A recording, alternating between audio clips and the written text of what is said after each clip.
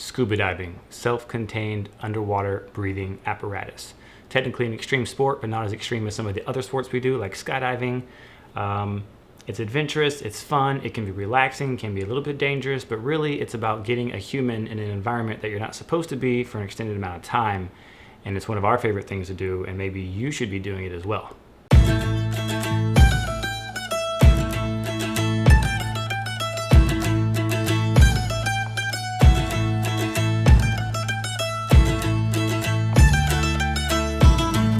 This should be a pretty quick video because there's only 3 things that I want to talk about. First, we're going to talk about scuba gear, just so you're basically familiar with what kind of gear you'll need, what kind of gear you use if you were to get into scuba diving.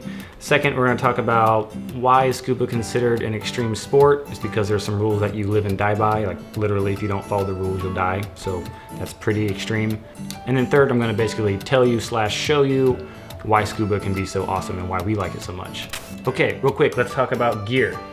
So this is your BCD. It's a buoyancy control device. It's how you control how buoyant you are in the water. It makes sense, right? But don't call it a BCD, call it a BC. Calling it a BCD is like calling a cell phone a cellular communication device. Look at this thing. This is an octo. They call it an octo because it looks a little bit like an octopus.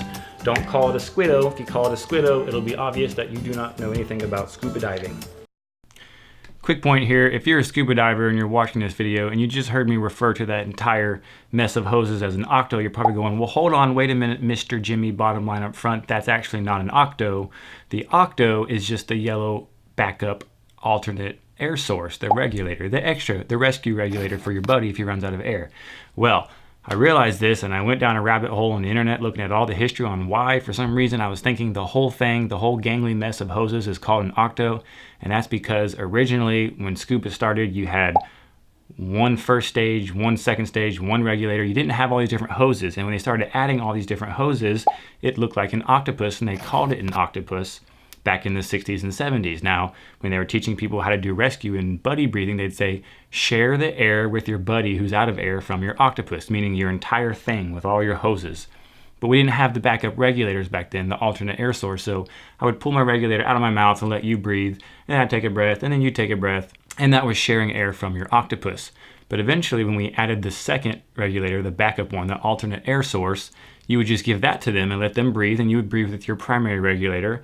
And so through corruption of terminology, now only the backup regulator, the secondary air source, the yellow one, the rescue reg, is called the octo in the industry today. However, I went through my PADI book where I learned how to scuba dive, and you can't find in this book anywhere that they refer to anything as an octo or an octopus because it's just a slang term.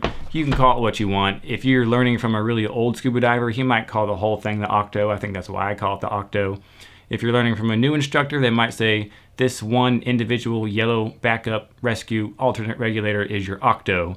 And as a new student, you'll sit there and you'll look at him and you'll go, well, why would we call that the octo when the entire thing looks like an octo? And if you ask, what do we call the entire thing? He's got to look at you and go, just pay attention, just go to the next lesson. Okay, so I wanted to clear that up real quick. Sorry, I went down a rabbit hole. There's a lot of really interesting history on the internet about scuba. Anyway, back to me.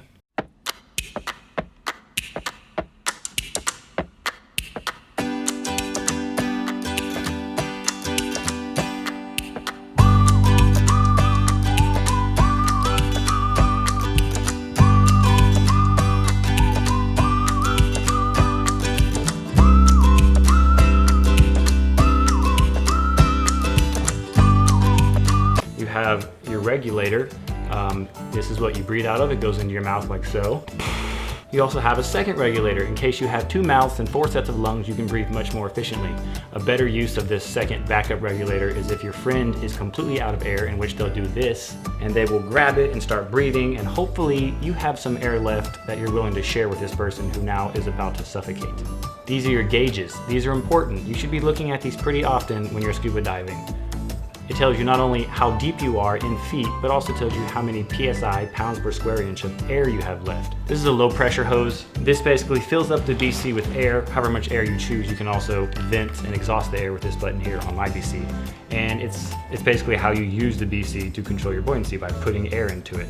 So why is scuba diving considered an extreme sport? There are some scenarios you can get into where things can go pretty bad, and if you don't follow these rules that I'm gonna tell you real quick, things can go very bad. One of the first rules they'll teach you is don't hold your breath, like ever. When you're scuba diving, you just don't want to hold your breath, and the reason is because with the physics of it, it's just bad, you could die, don't do it. Another rule that you'll learn in your scuba class is to not ascend to the surface faster than your bubbles. These bubbles will be venting out of the sides,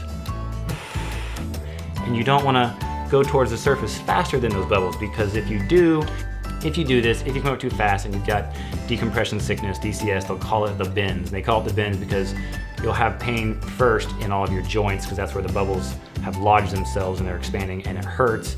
And this can range from a very mild case to the bends to a life-threatening case of the bends. So that's a rule that none of us scuba divers forget, is don't swim up faster than your bubbles. Last but not least, pretty basic rule that I think everyone follows is check your gauges like frequently. You should never run out of air on a scuba dive. If you run out of air, that means something went wrong, you weren't paying attention, or you have a leak in your equipment and you didn't notice the malfunction in the equipment. Yeah, I really don't know why my air was running out so fast. It's kind of unusual. Yeah, we got everybody. Especially if you're very deep down and you have 1 or 2 safety stops that you need to perform to off-gas the nitrogen, and you're out of air and you don't have a dive buddy near you that can share the air, which honestly should never happen. But if that were to happen, you've only got 2 choices. You can surface quickly and have the bends and have some soft tissue damage and a life-threatening situation, or you can suffocate, which is also life-threatening because you need to breathe to stay alive. I don't mean for this to sound scary. Scuba diving is on the lower end of extreme sports, but these are just basic things that they teach you in your open water or your advanced course, and you have to follow them. If you follow them, then everything else is pretty chill and you have a lot of fun. In fact, if we're on a shallow dive, like 30 to 40 to 50 feet, we're usually just kind of goofing off because things aren't that dangerous, while we should be looking at all the fish and wildlife, all this magical stuff on the sea floor. We're usually doing other stuff. So if you're the kind of person that can stay calm, stay relaxed, doesn't have claustrophobia, doesn't get panic attacks, and reacts to minor problems in a pretty controlled manner, and you don't freak out, then scuba diving is probably right up your alley, and it will expose you to some really cool things. Take a look at what we did last week in the Dominican.